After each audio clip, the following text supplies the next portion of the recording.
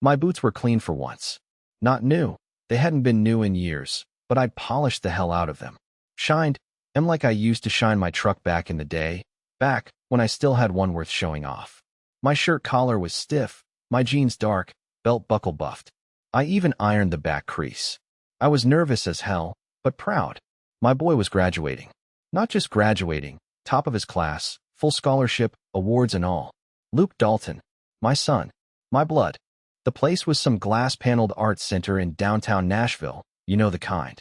Velvet seats, gold trim lighting, 2 mini mirrors. Everyone looked like they stepped out of a damn catalog. I parked in the guest lot, walked past luxury SUVs and foreign cars like I didn't see them. Kept my head up. This wasn't about me. They had a printed program with every kid's name on it. Luke Dalton, valedictorian. I ran my thumb over the ink like it might rub off. Then I found the usher, who smiled tight, and said, "Right this way, sir. Front section. Family seats. Reserved." I walked in slow, scanning the name tags on the chairs until I saw mine. And stopped. A little white card, glossy like all the others, but this one said, "Janitor Dad, guest pass." That's it. No name. No Mr. Dalton. Just that. Across the aisle, I heard snickering. I didn't even have to look. I knew it was Melanie's family, Luke's girlfriend. Her stepdad was chuckling, elbowing her mom, both of them leaning just enough to see me read the card. The mom was already pretending to dab at her eye with a tissue.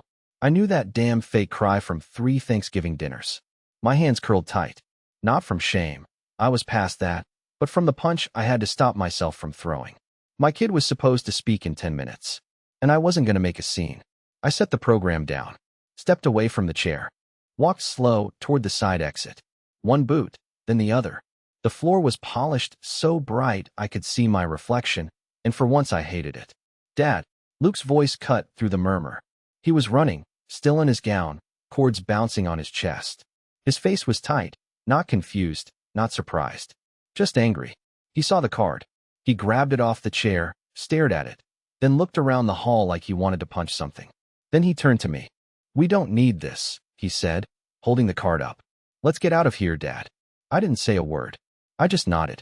And together, we walked past the velvet seats and the shocked silence. We didn't speak the whole way to the diner. Just the low hum of the highway and Luke gripping the steering, well, like it owed him something.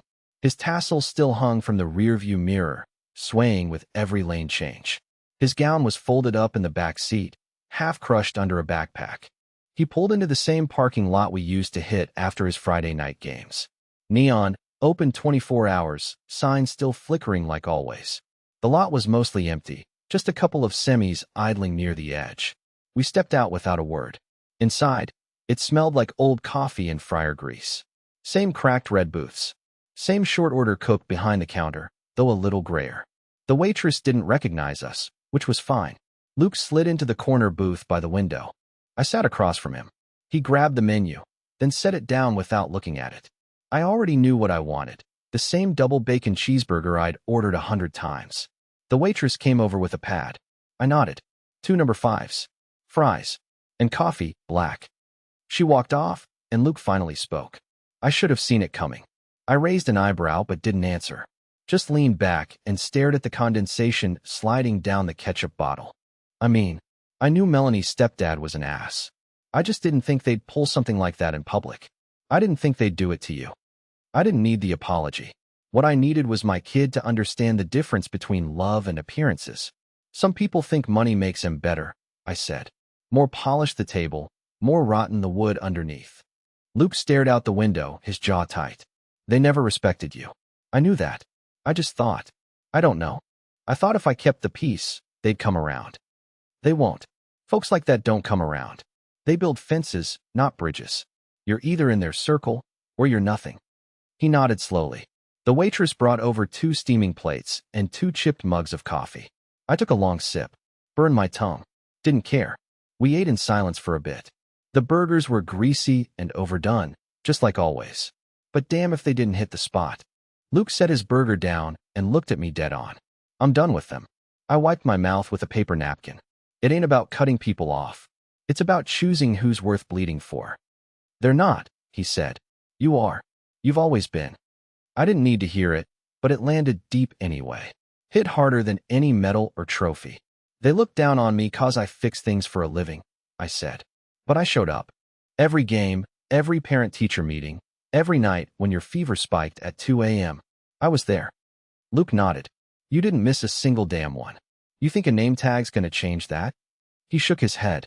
No, that ceremony doesn't mean anything now. I pointed my fork at him. Don't say that. It meant something. Not the stage or the speech, you. You were in that spot. You worked your ass off for it. But they turned it into a joke. Only if you let him. He sat back, exhaled slow. Then he picked up the last bite of his burger and finished it in one go. He chewed, swallowed, then looked me square in the eyes. We walked out, Dad. Together. That's what I'll remember. I nodded once. Then it was a damn good day. He smiled for the first time since we left the hall. Small but real. The kind of smile that says something got fixed inside. We finished our food, paid in cash, and headed for the door. As we stepped outside, the cool air hit our faces. Luke tossed his gown over his shoulder like it weighed nothing. Then he unlocked the truck and held the door open for me. I climbed in without a word. As Luke drove us back through the dark, headlights bouncing off road signs and scrubby brush, I leaned back in the seat and let my mind drift somewhere I didn't like to go often. That rusted-out trailer on the edge of Madison County. Single axle. Drafty as hell. The front steps creaked when you looked at him wrong, and the roof leaked if you even mentioned rain. That's where we started. Me and a 6-month-old baby, after a wreck on Route 72 took my wife and left me a widower at 25. I worked the night shift at a packaging plant off the highway. Stood 12 hours by a conveyor belt, packing snack boxes into bigger boxes while my back screamed and my eyes burned. On weekends, I fixed busted lawnmowers out of the back lot, tools spread out on a broken card table, trying to scrounge enough for diapers and cheap formula. We didn't have heat half the winter. I'd bundle Luke in 3 layers, set him by the stove with a space heater going, and hold his fingers in my hands to keep him warm. His cheeks stayed red that whole first year, like he was blushing at how bad things were. Then her parents came around. Sarah's folks. Country club types from Chattanooga who'd never liked me to begin with. Her dad wore sweaters tied around his neck like some damn TV lawyer. Her mom always sniffed like the air smelled worse when I walked into the room. They showed up with 2 lawyers and a thick stack of papers, saying I was emotionally unstable, financially unprepared, unfit. Said Luke deserved a better start. They thought grief would make me fold, that I'd hand him over just to stop the noise. They were wrong. I emptied what little savings I had into hiring a legal aid. Girl looked about 16, fresh out of law school with more hair than experience. But she listened. She sat on the torn couch in our living room, saw the bottles lined up for formula, the notes I wrote for the babysitter, the stack of receipts I kept for everything I bought Luke. And she fought like hell. The courtroom smelled like old paper and tension. Her mom cried like it was a damn play. Her dad looked smug the whole time, like the decision was already made. But that girl, Amanda, I think her name was, stood up and told the judge, this man may not have money, but he's raising this child with more love than anyone in this room. She showed pictures of Luke asleep on my chest, notes I left with the sitter, pay stubs. She made them look like what they were, a father doing whatever the hell it took. I won. Full custody. Walked out of that courtroom holding my son like he weighed nothing. We went home to cold cereal and a broken heater. But we were together. Raising Luke wasn't easy. He scraped his knees on gravel driveways. Ate toast for dinner more nights than I care to count. Wore shoes till the toes gave out. But I made damn sure he never felt like less. I showed up. Every damn day. I remember once, he came home with a busted lip. Some kid at school said we were trailer trash. Luke said nothing. Just threw 1 punch and took 2. I didn't punish him. I just cleaned the cut and said, next time, aim for the nose. He asked me, years later, why I didn't try harder to move us out of that trailer sooner. I told him the truth. Because I was too busy holding us together. And I'd do it all again. Every damn bit. I was still staring out the truck window when the diner's neon disappeared behind us. The hum of the tires and the engine worked like a lullaby, dragging me deeper into the years. Luke was about for the first time the heat cut off for real. I'd fallen behind on the bill, lost a Saturday gig when the neighbor's mower finally died for good. Middle of January, wind slipping through the busted window seals like a knife. I bundled him in 3 shirts and 2 pairs of socks, tucked him under every blanket we had. I slept in the chair next to him with my boots on. Kept waking up to check if he was still warm. He never cried about it. Never even asked why it was cold. Just curled into me like he trusted I had it handled. And I tried. God knows I tried. His shoes came apart that spring. Soles flapping like loose tongues when he walked. I remember sitting at the table, squeezing Gorilla Glue between the seams, clamping them shut with binder clips I borrowed from work. He wore him 2 more months before I found a pair at Goodwill in his size. We fished on Sundays. Not for fun, though we did laugh plenty, but because it filled the freezer when the checks didn't. Luke would crouch real low on the bank, still as a stone, waiting for the bobber to twitch. He was patient like that. Always has been. The first time he reeled in a keeper, he grinned so wide I forgot how tired I was. I taught him how to patch a leaky pipe with duct tape, how to thread a needle to fix his own torn hoodie, how to take pride in small things, edges straight, corners square, gas tank never below a quarter. But more than anything, I taught him how to carry his name with his back straight. Not to puff his chest out or bark louder than the next guy, but to stand tall without stepping on anyone else. One night, maybe he was 9 or 10, he sat at the kitchen table with his school folder open, trying to finish a math worksheet under the glow of a cheap desk lamp. We'd had peanut butter crackers for dinner. The fridge was humming louder than it should have, and the back door kept rattling in the wind. He looked up, pen in hand, and asked me real quiet, "Are we poor?" I didn't flinch. Didn't sugarcoat it either. "We don't have money, if that's what you mean," I said. "But we're not poor." He looked confused. "What's the difference?" "We got a roof over our heads. Food, even when it's not fancy. We got clean hands and respect for each other. I come home to you, and you come home to me. That's not poor, son. That's just broke." He nodded, thought on it, and went back to his math like he understood. That night I sat on the porch, watching the frost crawl across the grass, and told myself I wasn't going to let this life make him hard. Tough, sure, but not bitter. Never bitter. He grew into a kid teachers liked. Helped his classmates with group projects. Held doors. Said yes, ma'am. No, sir. Didn't matter what he was wearing or what he brought for lunch. He carried himself like someone who mattered. Because he did matter. I couldn't give him new sneakers every fall or a birthday party at the bowling alley. But I gave him a name he could be proud of. A reason to get up early. A sense of right and wrong that didn't change based on what was in his wallet. I never once heard him complain. Not when we skipped cable. Not when the hot water ran cold. Not even when he got made fun of for wearing the same jacket 3 years in a row. He just kept going. Kept showing up. Same as I did. It started with a girl. That's how it usually goes. Melanie showed up junior year. Transfer from some prep academy up north. She had the kind of smile that made you forget what you were saying, and the kind of confidence that made teachers let her talk over everybody. Luke fell hard. I saw it coming the second he offered her his jacket in the rain. That was Luke. Lead with his heart, even if it left him cold. At first, I didn't think much of it. Teen crush, maybe a fancy homecoming date. But it stuck. Real quick, he was spending weekends at her place instead of ours, coming home with stories about private chefs and art collections and lake houses in Vermont. That world pulled him in like gravity. Then came the dinners. The first one, I wore my best button down, boots clean, hair trimmed. Walked into their marble foyer and felt like a damn oil stain on their rug. Melanie's mom gave me one of those tight-lipped smiles and said, "Oh, Ray, you made it." Like I was an afterthought, not a guest. Her stepdad, the big-shot defense contractor, Brad something, met me with a handshake so limp I thought I was holding a dead fish. He launched into a story about skiing in Aspen before I even sat down. Never asked a thing about me or Luke. Just talked like I wasn't there. Dinner was some lemon-drenched fish I couldn't pronounce and wine with a name I didn't trust. They talked about legacy schools and network value. And when I mentioned Luke's GPA, her mom blinked like I'd spoken in Morse code. That was just the start.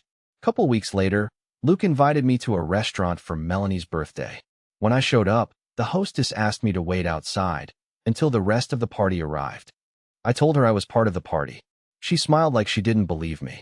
I waited in the cold for 20 minutes while her family sipped cocktails inside. Then there were the planning meetings, college visits, graduation stuff, scholarship options. Melanie's parents set up Zoom calls and info sessions, always forgetting to include me. Luke sent me notes after, but I never got the invites. Not once. The worst was the phone call. Her mom rang me 2 weeks before the graduation, all sweet and syrupy. "Ray," she said, "we were just thinking, maybe Luke could work with a speech coach before his valedictorian address. You know, just to polish the delivery a bit. Nothing personal, of course." I knew what she meant. She was afraid he'd sound like me up there. Too rough, too real. God forbid he drop a gunna, or say ain't, and mess up their photo op. I bit my tongue so hard it bled. Told her, my boy doesn't need polishing. He earned that mic. She laughed like it was cute. Said, of course. Just a thought. And hung up. I didn't tell Luke. I didn't want to put that weight on him. He was already trying to balance two lives, ours and theirs. So I stayed quiet. Showed up when I could. Nodded when they talked over me. Shook hands with men who thought my calloused palms were some kind of joke. Because Luke looked happy. He was thriving. Grades perfect, college locked down, head held high. And if that meant I had to swallow a few bruises, fine. I'd taken worse for less. I just wanted him to have a shot they never would have given me. But looking back now, maybe I should have known. Folks like that don't offer spots at the table. They pull up chairs just to count who's missing. We got home late. Luke went straight to his room and shut the door. Didn't say much. I didn't expect him to. I stood in the kitchen for a long time with the light off, just staring at the sink. There was a plate in there from breakfast, a coffee ring on the counter, a cracked glass leaning sideways. Normal stuff. But that night, it all felt louder. Like the silence was trying to prove something. Sleep wasn't happening. I sat on the edge of my bed, boots still on, just playing the night over again. That stupid card on the chair. The snickering. Luke's face when he saw it. The heat that ran up my spine when I stood to walk out. I wasn't embarrassed. I was pissed. But more than that, I was tired. Tired in a way that went bone deep. I'd done everything I could to keep that kid safe. Worked the graveyard shift for 8 years straight. Ate whatever was cheapest at the end of the week, so he didn't have to. Drove a truck with no AC in a Tennessee summer, and still made it to every parent-teacher night smelling like sweat and sawdust. There were mornings I came home too tired to speak. I'd lean over his bed, kiss his forehead, then pass out on the couch fully dressed, hoping I'd hear the alarm for my next shift. Nobody saw those moments but me. Nobody was supposed to. That's just what it took. And through it all, I never let myself get bitter. But that night, it crept in. So I got up, walked down the hall, and sat at the old desk in the laundry room. Pulled open the drawer and took out the one folder I hadn't touched in years. The investment stuff. After Sarah died, the life insurance policy she had through her hospital job paid out just under 25 grand. Not much. Not when you're 25 with a baby and no backup. I could have used it to fix the trailer, pay bills, upgrade my tools. But something told me I needed to think longer term. I found a free financial literacy class at the rec center. Tuesday nights, run by this retired CPA named Vernon, who had a cough like he'd swallowed a lawnmower. Most folks dropped out by week 3. I stayed the whole 12 weeks, asked every question I could. Vernon helped me open a brokerage account. Taught me how to research companies, read earnings reports, spot red flags. I kept it quiet. I didn't want to jinx it. One of the first stocks I bought was FAIRMOUNT Corporation. Back then, it was just another defense contractor bidding on cheap contracts. Nobody knew the name. Shares were under $10. I bought 250 of them. Held on to them.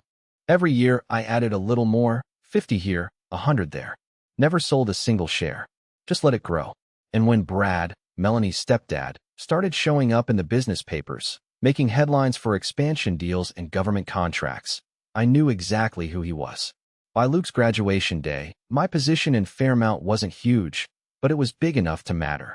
Just enough that selling it all at once would raise eyebrows. Especially if I directed it somewhere loud. I stared at my old login screen. My account was still active. Portfolio values blinking up at me like they were waiting for something. I sat there a long time, just breathing slow. This wasn't about revenge. That kind of fire burns out too fast. No, this was something different. Clarity. A man's got to know what he stands on. And I wasn't going to keep standing on a company built by men like Brad. People who made others feel small just for breathing the wrong air. I closed the folder and turned out the light. Didn't sleep that night, but my heart felt steady. I sat back down at the desk. The house was quiet, just the fridge humming and the ticking of the old clock on the wall. Luke's door was shut. I could hear him moving around a bit, pacing maybe, probably still wired from everything. He didn't know I was still up. I opened the laptop. It took a minute to boot, old thing wheezing like a busted fan motor. But it came on. I clicked through the folders, found the old brokerage site. Logged in. Everything was still there. Fairmount Corporation's stock, blinking green. Shares steady, maybe even ticking up a little. A perfect little picture of success. I hovered over the sell button, thumb resting just above the mouse pad. This wasn't about getting even. If I wanted that, I'd have thrown a punch in the middle of that auditorium, slammed the damn card in Brad's face, and burned his life down in public. But that wasn't what this was. This was about stepping clean. About not carrying their world on my back anymore. Not owning a sliver of their empire just 'cause it made me feel clever. I clicked sell all. Every share. I didn't hesitate. Didn't breathe. Just did it. Then I clicked over to a folder I'd been keeping tabs on for years. Something Vernon had tipped me off to, an independent firm out of D.C., small team of investigative researchers with a nose for defense corruption. They'd been circling Fairmount for years, digging into no-bid contracts, fake shell vendors, campaign donations. Quiet work. Slow and sharp. I initiated a direct equity transfer. Gave them the whole block. It wasn't much in the grand scheme. Maybe enough to fund 6 months of digging. But enough. Enough to open some doors they couldn't open before. That's what I wanted. Just daylight. Let the facts speak. I didn't need to be in the story. Hell, I didn't want to be. But I had one last move. I picked up my phone and called a number I hadn't used in a long while. Buddy of mine from back in the union days. Now working as a reporter for a small paper in Charlotte. Guy named Marcus. Always had a nose for bullshit. He picked up on the second ring. Ray. Hey, listen, I've got something for you. I gave him the name of the investigative firm. Told him to watch the Fairmount filings over the next few days. Told him someone just dumped a block of stock with no return. He whistled low. You involved? Nope. Just passing it along. You want your name in it? Nope. All right then. I hung up, closed the laptop, walked out to the porch and sat in the rocker. The sky was clear. No clouds, no planes, just stars sharp enough to cut. I leaned back, cracked my knuckles, and let out a breath I didn't realize I'd been holding for years. Sometimes doing the right thing isn't loud. It's quiet. It's simple. It's sitting in the dark with your hands clean, knowing you finally let go of something that never belonged to you in the first place. I looked up at the stars. Didn't need a damn wish. I must have nodded off in the rocker, 'cause I woke to the sound of tires crunching gravel. Tony's beat-up Chevy came flying down the driveway like it was on fire. He didn't even bother parking straight, just slammed it into park sideways and jumped out, waving a folded-up newspaper in one hand like a damn maniac. Ray, he shouted. Holy hell, have you seen this? I pushed myself up slow. My back ached from sleeping hunched over, but I stood anyway. Tony came stomping up the steps, dropped the paper on the porch table. Front page, big bold letters. Fairmount under federal investigation. Whistleblower ties to internal stock sale. I didn't say a word. He pointed at the subheadline. Contracts. Ghost vendors. Off-the-book payouts. They're saying somebody dumped a pile of shares and flagged an audit trail. He stared at me. You? I shrugged. Some things fall down on their own. You just stop holding them up. He blinked. Smiled. You always did play the long game, you old bastard. I heard the front door open behind me. Luke stepped out, rubbing sleep from his face, phone in hand. His eyes were wide. Dad, have you seen the news? Tony just brought it, I said. He held up his phone. My phone's blowing up. 10 missed calls. 2 voicemails from Melanie. 1 from her mom. Even Brad. I didn't ask what they said. Didn't need to. Luke stared at the screen for another second, then tapped a button and shut it off completely. I'm good. We didn't say anything else. Later that evening, we fired up the old grill in the backyard. Just me and Luke. No big talk. No unpacking at all. Just a bag of charcoal, a pack of patties, and a cooler full of cold drinks. It felt good to do something simple with our hands. The grill was half rust, half miracle it still lit, but it worked. I watched the flames catch, smoke curling into the sky like the whole world was finally exhaling. Luke sat in the lawn chair next to me, flipping burgers like he'd been doing it all his life. He had. I taught him on this exact grill, over coals that barely stayed hot back then. Think they'll get indicted? He asked calm. Don't know. Don't care. I said. He nodded.